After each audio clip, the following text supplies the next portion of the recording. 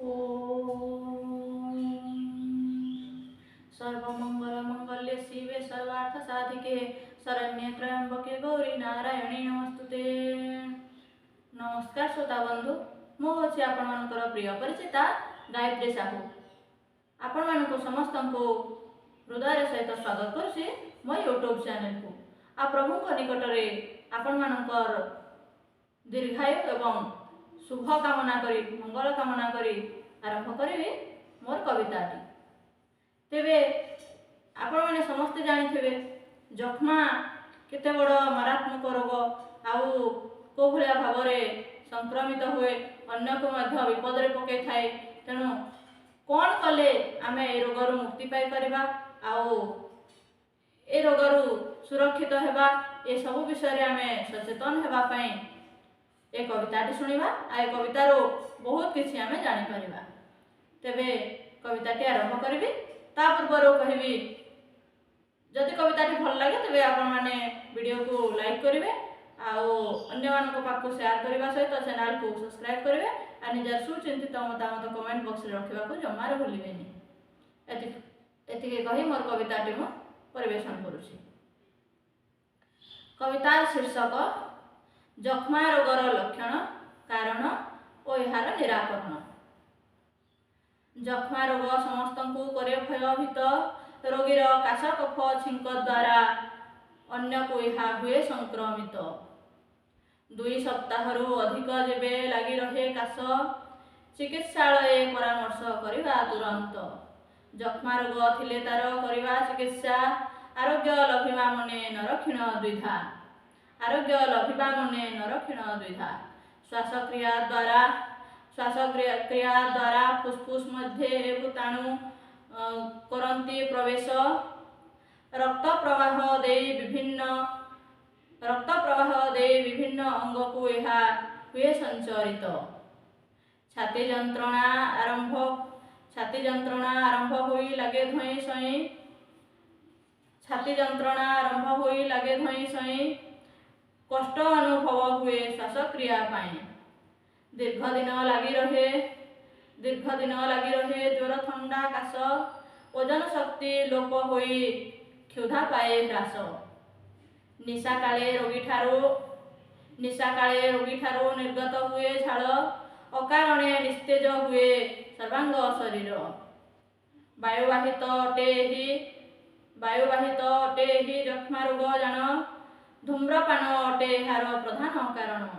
जनगहली द्वारा यह हुए संक्रमित। झाड़ा परिस्रा कफ द्वारा रोगीर हुए रक्तस्राव। नख चुटी व्यतीत विभिन्न अंशे करे यह वंश विस्तार। यह जोगु आम स्वास्थ्य हुए रोगाग्रस्त। जख्मार आशंका थाए प्रबल मात्रा 18 रु 40 वर्ष बयसर युवक और युवती मध्य। 2 रु 6 वर्ष मध्य थांती जो शिशु जन क्षिप्र भावे सेमानंकु मध्य यह करे आक्रमण। गर्भवती माँ माने हेबे सचेतन। एमानंकु मध्य जख्मा करे आक्रमण। जख्मारे पीड़िता जो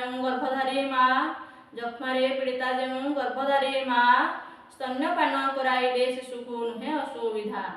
स्वच्छ हस्ते शिशुटी को धारण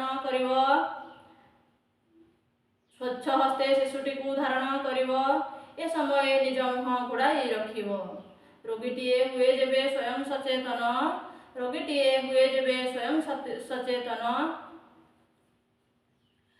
सुस्थ जनंकु ए रोग नुहे संक्रमण। एक पात्रे निज छेप खंकार पकाई सर्वशेषे पोतीदेव माटी तले नहीं। रोग प्रतिरोधक शक्ति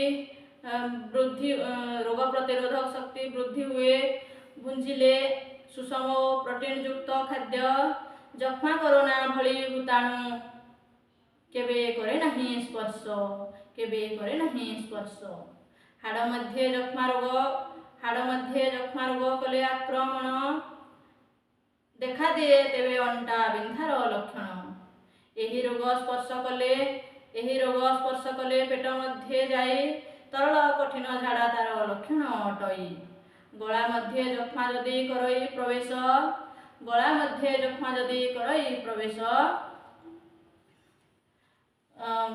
ଗଳା ଫୁଲି ରୋଗୀଟିକୁ ଦିଏ ବହୁ କଷ୍ଟ। ଚକ୍ଷୁପଟଳେ ଯକ୍ଷ୍ମା ଯେବେ ହୁଏ ସଂକ୍ରମିତ, ଦୃଷ୍ଟିଶକ୍ତି ହ୍ରାସ ପାଇ ହୁଏ ଚାପଗ୍ରସ୍ତ। ମସ୍ତିଷ୍କ ମଧ୍ୟ ଯକ୍ଷ୍ମା ଯେବେ କରେ ଆକ୍ରମଣ, ପ୍ରକାଶ ପାଏ ଜ୍ୱର, କମ୍ପ ଇତ୍ୟାଦି ଲକ୍ଷଣ। ବାଉଳା ଚାଉଳା ହୁଏ ରୋଗୀ ଏହି ସମୟରେ ଆରୋଗ୍ୟ ଲାଭ କରେ ଡାକ୍ତରଙ୍କ ନିୟମ ମାନିଲେ। ବାୟୁବାହିତ ରୋଗ ଇଏ ନୁହେଁ ବଂଶଗତ, ସଚେତନ ହୋଇ ସର୍ବେ ହେବା ରୋଗ ମୁକ୍ତ। ସର୍ବାଧିକ ମୃତ୍ୟୁହାର ଯକ୍ଷ୍ମା ରୋଗ ପାଇଁ ଔଷଧ ଖର୍ଚ୍ଚ ତୁଲାଇବା ସମ୍ଭବ ନୁହେଁ।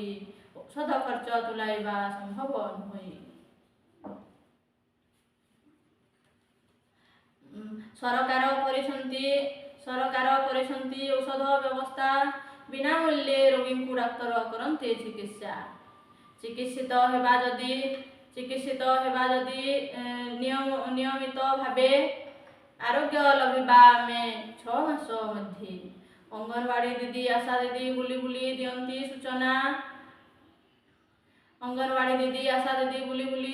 ସୂଚନା, ତାଙ୍କ ତାଲିକାରେ ଥିବା ବିଭିନ୍ନ ନମୁନା। ଡାକ୍ତରଙ୍କ ପରାମର୍ଶ କରିବା ପାଳନ, ସରସ ସୁନ୍ଦର ହେବ ସଭିଙ୍କ ଜୀବନ। ଯକ୍ଷ୍ମା ରୋଗ ପ୍ରସଙ୍ଗଟି କହିଲି ବୁଝାଇ, ଦୋଷ ଥିଲେ କ୍ଷମା ଦେବେ ଭଉଣୀ ଓ ଭାଇ। ଗୁରୁଜନ ମଣ୍ଡଳୀଙ୍କୁ ହୋଇ କୃତ୍ୟ। କ୍ଷୁଦ୍ର କବିତାଟି ମୋର କରୁଛି